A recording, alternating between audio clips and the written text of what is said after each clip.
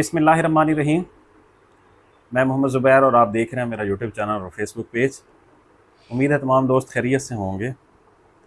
अच्छा जी, आज से कुछ 3-4 दिन पहले मैंने और शहजाद साहब ने वीडियो बनाई थी और उसमें सर हमने 2 डेट्स का तज़किरा किया था कि इन डेट्स पे 50-50 है कि इनमें से कोई हो सकती है या इसमें से कोई हो सकती है।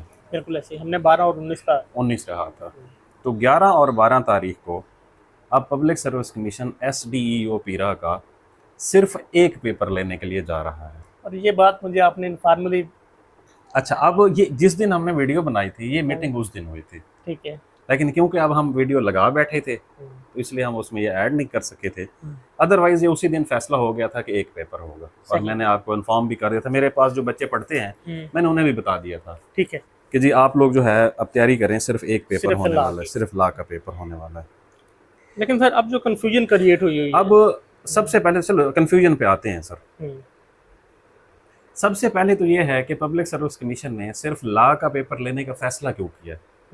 असल तो ये सवाल है। हाँ, सही। जबकि पब्लिक सर्विस कमीशन ने इश्तिहार में 2 पेपर्स लिखे थे कि फेज 1 में 2 होंगे, तो स्क्रीनिंग, हाँ। बहुत मतलब फॉर स्क्रीनिंग। उस दिन जिस दिन हमने वीडियो लगाई थी, उस दिन जब ये मीटिंग हुई तो मीटिंग में स्टैट्स रखे गए तहसीलदार के पेपर के, और उसमें ये बताया गया कि तकरीबन 9000 प्लस लोग अपीयर हुए थे इसके पेपर में, जो लॉ वाले पेपर में, और 3200 लोग पास हुए हैं।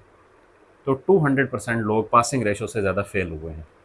तो वहीं पर ही उन्होंने कहा कि पहले ला का एक तिहाई पेपर पास हुए और 2 तिहाई हाँ जी, तो उन्होंने कहा जी कि जो अगर 30% ही लोग पास हुए हैं तो फिर सबसे पहले यही करवा लें, सबसे पहले ये वाला छानना लगाया जाए। हाँ जी, तो इसलिए ये फैसला हुआ है। ओके। अब 2 दिन दिए गए हैं, 11 और 12। 11 और 12। अब आपको ये पूछना चाहिए था कि सर पेपर 1 है, दिन 2 क्यों है? जाए वो बैचेस बनेंगे और यस, डिफरेंट पेपर होगा। बैजेस बनेंगे। इसके 4 बैजेस हैं, अभी यही प्लान है कि 4 बैजेस में ये पेपर लिया जाएगा, हफ्ते को और इतवार को। हाँ जी। और दूसरा, अब आप उस कंफ्यूजन पे आ रहे थे। कंफ्यूजन से पहले अगर आप हमारे वो मॉक टेस्ट के हवाले से अच्छा जी, इसकी आज से हमारा एक मॉक टेस्ट जो हमने पहले अनाउंस किया था वो आज से शुरू होगा, और उसकी हमने फीस भी 2000 रखी थी। और दूसरा ये है कि उसमें पहले हमने 20 टेस्ट रखे थे ला के। हाँ जी। अब जैसा कि मैंने अभी आपके साथ डिस्कस किया, टोटल 50 थे, 20 ला के थे और 30 जीके के थे। अब हमने इसको थोड़ा सा रिवाइज कर दिया है, हमने ला के भी 30 पेपर कर दिए हैं। ओके, ठीक हो गया। मतलब 30 से ज़्यादा होंगे, कम नहीं होंगे। ओके। क्यों? क्योंकि ये वो पेपर है, ये क्वालिफाइंग राउंड है। स्क्रीनिंग तो अब इसी पे हाँ डिपेंड कर जी, रही है ना। तो क्वालिफाइंग राउंड है। तो जो बच्चा ये पेपर पास करेगा वो अगले 2 पेपर्स देगा। 2 या 3? नहीं, 2 है ना, टोटल पीरा के 3 पेपर्स हैं। जीके वाला नहीं, वही टोटल 3 हो गए ना, एक हो जाएगा। हाँ जी, 2 पीछे रह जाएंगे। ओके। हाँ हाँ, तो 2 एक हाँ और से मिस कर रहा था। हाँ, आपने 4 वो जेल वाले पे चले गए थे। तो अब ये है कि अगले फेज में उन्होंने 2 पेपर्स देने। ठीक है। अच्छा, अब इस पे बहुत सारी चीज़ें हैं कि एक तो ये है कि आप में से वो लोग कैटेगोरिकल, आप लोगों को ये मालूम होना चाहिए कि ये वाला जो पेपर है सिर्फ ला का पेपर होगा। सही। और ला जो पूरा का पूरा मेंशन है जी, पूरा का पूरा मेंशन है। अभी मैं हसनैन की वीडियो देख रहा था, हसनैन कह रहा था कि उन्होंने जो लिखा है पीरा ला का सिर्फ पेपर होगा। सर इस पेपर को, जो पेपर 3 है, प्रोनाउंस ही पीरा ला किया जाता है। ठीक है, उर्फ आम में उसका एक निकनेम उसका नाम है कि पीरा, मतलब पेपर रिलेटेड टू पीरा लॉज। ठीक है, लेकिन अगर तो पब्लिक सर्विस कमीशन ने इस तरह का निकालना था कुछ इसमें से तो कोरिजेंडम करते। ठीक है, कोरिजेंडम नहीं हुआ, पहली बात। दूसरी बात, उन्होंने उन 4 एक्ट्स को पढ़ा के तो लोगों को कैसे शॉर्ट लिस्ट करेंगे वो? और फिर ये कैसे हो सकता है कि पीपीएससी एक पेपर वो भी हाफ ले ले और फिर बाकी हाफ का कोई पता नहीं है? हाँ, ऐसा नहीं है। ये एक पूरे का पूरा सिलेबस जो है, उस पूरे के पूरे सिलेबस में से 100 नंबर का एमसीक्यूज पेपर होगा और नेगेटिव मार्किंग इसके ऊपर अप्लाई होगी। ठीक है, ये सर है पहला। अब दूसरा सवाल ये है कि इसके और अगले पेपर के दरमियान कितना गैप होगा। ठीक है, और क्या अगले दोनों पेपर्स इकट्ठे होंगे या अलग अलग होंगे, ये अगला सवाल है। तो अच्छा, दूसरा ये है कि हमारे देखने वाले ना, देखें भाई, हम भी आप लोगों के साथ अगर कोई इंटरेक्ट करते हैं तो कोई मालूमात की बुनियाद पर करते हैं बात, हम कोई उधर फैसला साज तो नहीं बैठे होते। फिर वो हमें राय भी दे रहे होते हैं लोग, और ये भी कह रहे होते हैं कि फलां बंदे ने ये कहा, तो वो अपनी बात का जिम्मेदार है, अच्छा, हम अपनी बात का जिम्मेदार उससे है। हट के भी अब अगर हमने कोई बात की है तो हमारे पास जो मालूमात थी हमने उसकी बेस पर करनी जाहिर सी है। बात है, अब हमको फैसला साज तो है नहीं कि हमने फैसला कर लेना है। डिसीजन तो पीपीएससी ने लेने हैं ना। हाँ, और वहां पे भी कोई सिंगल एक बंदा तो नहीं ले रहा होता, ठीक है, वहां पर भी बहुत ज्यादा लोग ले रहे होते। अभी जब हमने एक वीडियो बनाई थी कि ARC का और ADLD और चीफ म्यूनसिपल ऑफिसर का लाहौर में टेस्ट होगा, उस वक्त ये प्लानिंग हो रही थी। प्लान हो रही थी। अब क्या हुआ है कि अब उन्होंने कहा है कि नहीं जी, सब जगह पे इनका टेस्ट होगा जी। अब हमने वो बात की थी तब जब प्लानिंग चल रही थी, अब आगे जाके उसके ऊपर जो फैसला अलग हुआ है वो भी हमने आपको बता दिया। जाहिर सी बात है। अच्छा, तो अब आ जाते हैं सर कि पेपर में कितना गैप होगा, इन दोनों पेपर्स में कितना गैप होगा, या अगले पेपर भी 2 होंगे, या सिर्फ जीके का होगा, इसके बारे में सर। अच्छा, एक तो ये है कि ये जो मैं आपको बता रहा हूँ ना कि ये पीरा लाज का मतलब है सारे लाज, ये मैंने मालूम भी किया मैंने, ठीक है। मेरी मालूमात के मुताबिक ये सारे का सारा पेपर है, ठीक है। मेरी मालूमात के मुताबिक ऐसे नहीं है कि ये सिर्फ वो दो या तीन पे जो लाज हैं सिर्फ वही है। मुझे मतलब जिसने आपको मैंने बताया था कि उन्होंने कहा कि सिर्फ ला का पेपर ले रहे हैं, मैंने उधर से भी पूछा, उन्होंने कहा सारा सिलेबस है। ठीक है। अच्छा जी, अब आ जाते हैं सर इसके और अगले पेपर्स में कितना गैप होगा। सर 78,000 लोगों का पेपर है, ठीक है, कुछ भी हो जाए, लोग तो ये भी कह रहे थे ना कि SDO पीरा की अगर अप्लाई की आखिरी डेट फ़र्ज़ करो 1 सितंबर है तो सितंबर के आखिरी वीक में पेपर हो जाएगा, लेकिन वो तकरीबन 20-25 दिन आगे चला गया। तो इसी तरह 78,000 लोगों का रिज़ल्ट कंपाइल होगा। सर SOPs हैं सरकार के अंदर, रिज़ल्ट कंपाइल होता है, री-वेरीफाई होता है, फिर पुट अप होता है, फिर अप्रूवल होती है, पूरा प्रोसीजर होता है। तो रिज़ल्ट आना है, रिज़ल्ट आने के बाद भी एटलीस्ट सेकंड फेज़ में कोई 1.5 महीने का गैप होगा। ओके।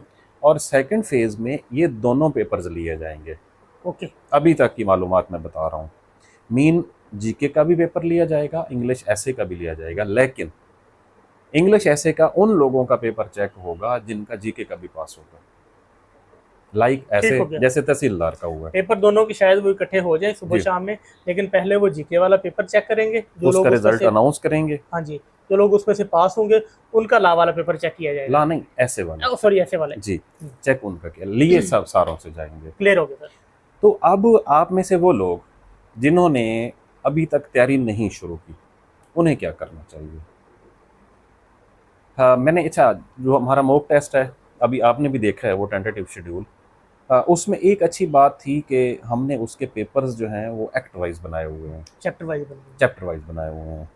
तो उससे क्या फ़ायदा होता है कि फ़र्ज़ करो जो कॉलोनाइजेशन एक्ट है 8 से 10 सफ़ों का है, या फ़र्ज़ करो कमोडिटीज़ है वो 10 सफ़ों का है, तो कैंडिडेट्स को ये मालूम होगा कि हमारा टेस्ट जो है ये सिर्फ इन 10 सफ़ात में से है।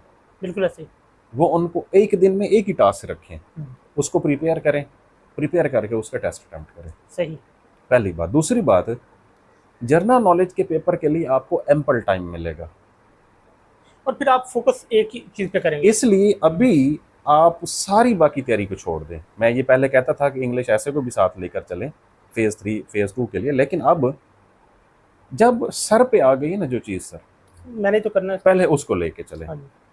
पहली बात। दूसरी बात यह है कि बहुत सारे लोग ऐसे भी हैं जो मुझसे भी पूछ रहे थे कि सर हमने मल्टीपल जॉब्स पे अप्लाई किया हुआ है, तो क्या हम जीके को थोड़ी देर के लिए छोड़ दें? तो सर आप रिसर्च स्कॉलर हैं, आपको पता है एक लफ्ज़ होता है प्रोबेबिलिटी। हम हमेशा प्रोबेबिलिटी को फोकस करते हैं।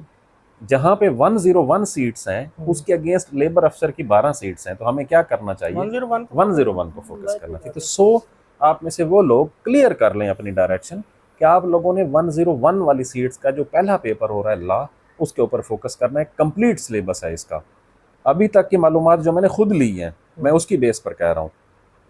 मुझे यही बताया गया है कि ये सारा सिलेबस शामिल है, इसके अंदर ऐसा नहीं है कि सिर्फ पीरा के जो 4 लॉज दिए गए हैं, मतलब उसकी भी 3 हेडिंग्स बनी हुई हैं, शामिल है। 3 हेडिंग्स है ना, पीरा लॉ के जो पेपर है उसकी 3 हेडिंग्स हैं। एक है constitution, general understanding about constitution, हाँ जी, और दूसरी जो है वो है CRPC और PPC, हाँ जी, और तीसरा जो है वो है पीरा लाज, हाँ जी, जिसमें प्राइस कंट्रोल और जिसमें वो प्राइस कंट्रोल है, होर्डिंग एक्ट होर्डिंग है, एक्ट और वो रेवेन्यू लॉज है, और कॉलोनाइजेशन है। जी बिल्कुल। तो अब हमारे यहाँ कंफ्यूजन इसलिए क्रिएट हुई हुई है कि वो एक टर्म लिखी हुई है ना कि रिलेटेड टू पीरा लॉज, ये सारे के सारे पीरा लॉज है सर बस आप इसको क्लैरिकल मिस्टेक कह लें, या उनसे वो उन्होंने इसको सर। जज नहीं किया। नहीं, हम हाँ, क्या कहते हैं तीसरे पेपर को बताएं। सर देखें, हम जैसो जो भी कहते हैं, हम लेकिन भी यही वहाँ कहते हैं पीरा लॉज का पेपर हाँ, होगा। पर आपका मैसेज क्लियर हो गया लोगों को। हाँ जी। तो इस तरह से सर इंशाल्लाह आप में से वो लोग, अच्छा किताब भी हमने रिकमेंड की थी, मैंने और शहजाद साहब ने, राय वालों की एक किताब है पीरा लाज की, अगर आप हार्ड कॉपी में लेना चाहते हैं तो वो आप लोगों को 0314450450 शरीफ साहब यहाँ पे शरीफ होते हैं। साहब हैं, इस नंबर से आपको मिल जाएगी। और अगर आपको सॉफ्ट कॉपी चाहिए होगी तो मैं नीचे एक नंबर दे दूंगा, आप उस पर व्हाट्सएप करेंगे तो सॉफ्ट कॉपी आपको 300 रुपये में मिल जाएगी। सॉफ्ट कॉपी आपको जिस नंबर से मिल सकती है वो है 0303690064। 690064, ठीक है। चलें जी। तो सर और कुछ आप पूछना हाँ, चाहते एक हैं? और क्वेश्चन है, बहुत सारे लोगों को कंफ्यूजन है कि सेम डे को FGEI टीचर्स का भी अनाउंस है पेपर, तो क्या कोई ऐसा प्रोसीजर हो सकता है कि दोनों की जो डेट्स हैं कोई चेंज हो जाए और जिस बंदे ने दोनों पेपर देने हैं हाँ। उसके लिए कोई आसानी हो जाए? वो सर एक शेर है कि मुश्किलें मुझ पे इतनी पड़ी। पता नहीं आसान हो गई, नहीं नहीं एक नहीं है वो, एक्चुअली मुझे कुछ और शेर याद आ रहा था हाँ, कि तुम मुझे तब क्यों नहीं मिले जब मुझको संवरने का शौक था। ये मैं ठीक है, कल जॉन का लगता है। जिसका भी है, लेकिन मैंने भी शायद सही नहीं पढ़ा। हम्म, तो मेरे ख्याल में अब ये छोड़ दिया जाए उम्मीदवारों पे, हाँ, उनके पास अगर देखें पब्लिक सर्विस कमीशन ने टेंटेटिव शेड्यूल जारी किया, हाँ। मुझे नहीं लगता कि वो चेंज होगा, पहली बात। नहीं, मेरा क्वेश्चन दूसरी इस बात, सेंस में है कि FGE वालों ने भी जिस दिन ऐड दिया था उसी दिन बता दिया था कि हमारा टेस्ट इस ऐसे ही डेट को उन्होंने होगा। नेक्स्ट डे बता दिया था। अब ये हो सकता है कि जब इनकी रोल नंबर स्लिप्स अपलोड होती हैं तो अगर जिसका FG का पेपर 11 तारीख को है वो पब्लिक सर्विस कमीशन को रिक्वेस्ट करे कि मेरा पीरा ला वाला 12 को कर दिया जाए। हाँ, सही। ठीक है, ये मतलब ये हो सकता on the neck of time ये पॉसिबल है? जी बिल्कुल है, मतलब Okay. हो सकता है, ऐसी बात नहीं है। ओके।